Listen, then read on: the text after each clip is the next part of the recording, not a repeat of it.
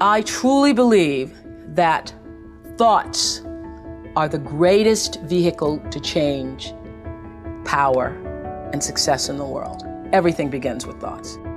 There is an energy in the universe. There is something that is in each and every one of us.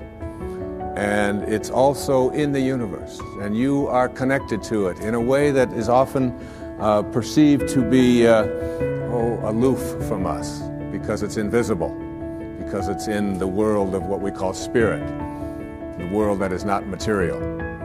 And I would like to suggest that you suspend your disbelief, allow yourself to know that you're not a human being here having a spiritual experience, but that it's the other way around. That you're a spiritual being having a human experience.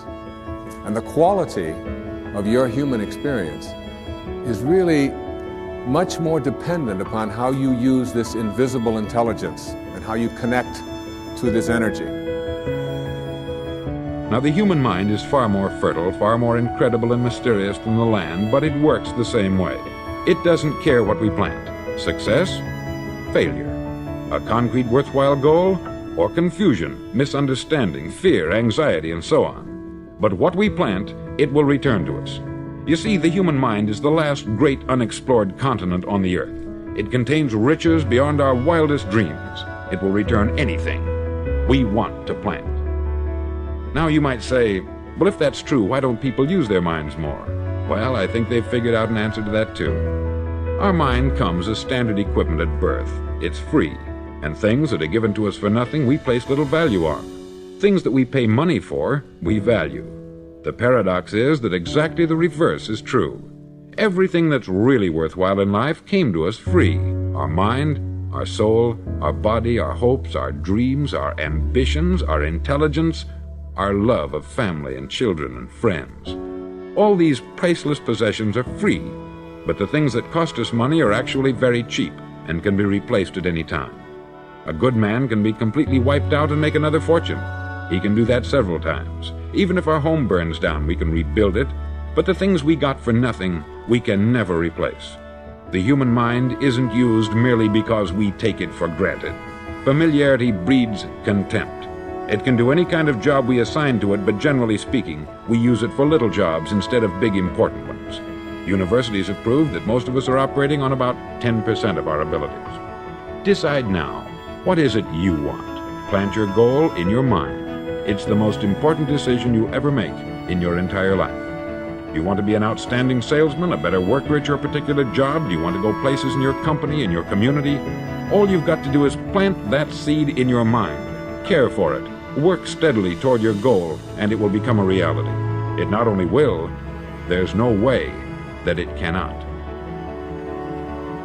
Give yourself a chance to become all you can become and to accomplish all you can accomplish. Let me give you a Bible philosophy that teaches how to get whatever you want. Here's what it says: ask. That's it. Ask. Of all the important skills to learn in life, be sure to include the skill of asking. What does ask mean? Ask means, what do you want?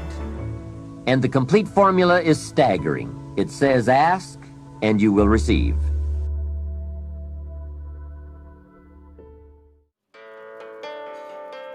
When you are trying to get to the next level and you can see where you're trying to get to, there is a ceiling that you have to break through. But in order to get to the next level is because you can see what you want to become. But the only reason you can see the next level is because this ceiling is made of glass. In order to get to the next level, you must be willing to break through the glass. Anytime you break through glass, you are going to get cut. You are going to bleed. And in order to get to the next level, you are going to have to give up something that you care about. You cannot take everything with you. Everybody come with you can't go with you. So when you go through the glass ceiling, you have to be willing to get cut. The cut is going to put some bruises and blood, but that's the only way to get to the next level. I understood that. I knew that I could not remain the same and change. You got to grow. You can't hang out with everybody you've been hanging out with to go to the next level. You can't do everything you used to do. If you do that, you'll never grow. The thing that you want the most of, it's the very same thing that you're going to have to give the most of. I'll say it again. The things that you want the most of, that very same thing is the thing that you're going to have to give the most of. See, there is no theory of Newton, behind every action there's an equal and opposite reaction. Behind every action there's an equal and opposite reaction. Well, that happens throughout all the principles of success too. I want you to understand something. See, you can't have peace if you're practicing war. Tell me how that works.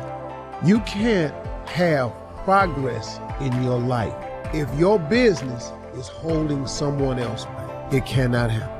But if you're climbing a ladder and you're stepping on each rung of the ladder, and that's producing progress for you, you're progressing up the ladder. That means every step you step on another rung going up, you are taking another step higher. If you one time stop putting your foot in front of the other to step on the next rung, and you look over and you take some time out to push someone off their ladder, or you lift your foot to kick them off one of their rungs of the ladder, guess what you have done? You have immediately stopped your progress. You can't progress and be in the business of holding anyone back, anybody, because to kick somebody off the ladder, you got to take your foot off of yours, and you got to be careful when you do that. Because he ain't the only one who's slipping for. If there is joy you are looking for in your life, you cannot be in the business of passing out pain. You cannot, man.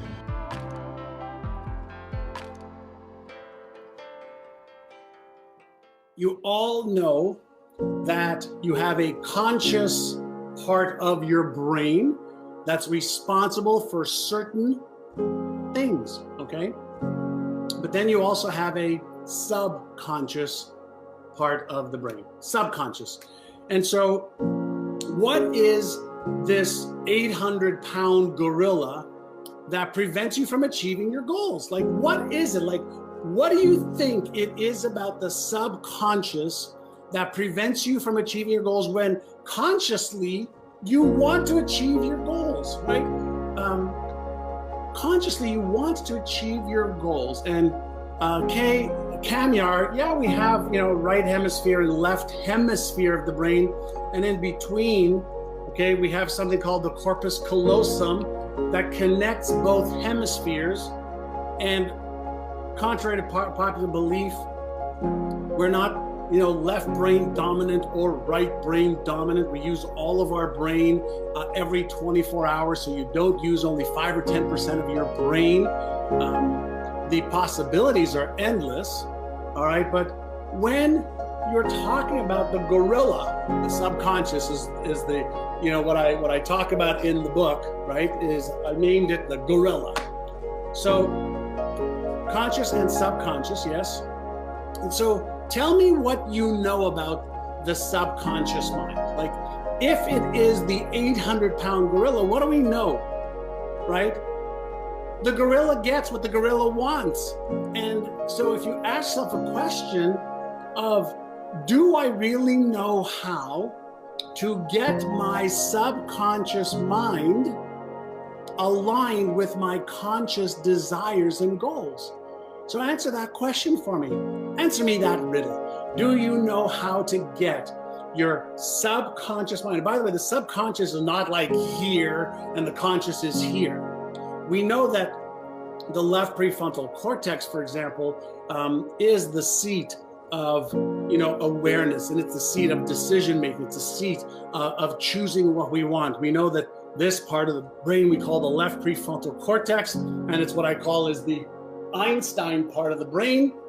It can figure things out. You consciously can figure things out. The right prefrontal cortex is the pessimist, or what I refer to as the Frankenstein part of the brain that moves into the memory system and brings forth anything that may get you into trouble, anything that may be painful, anything that might hurt you. And so there's these things going on in the brain. If you think of your brain as an orchestra, and some of your brain is responsible to play certain pieces, and other parts of your brain are there to protect you.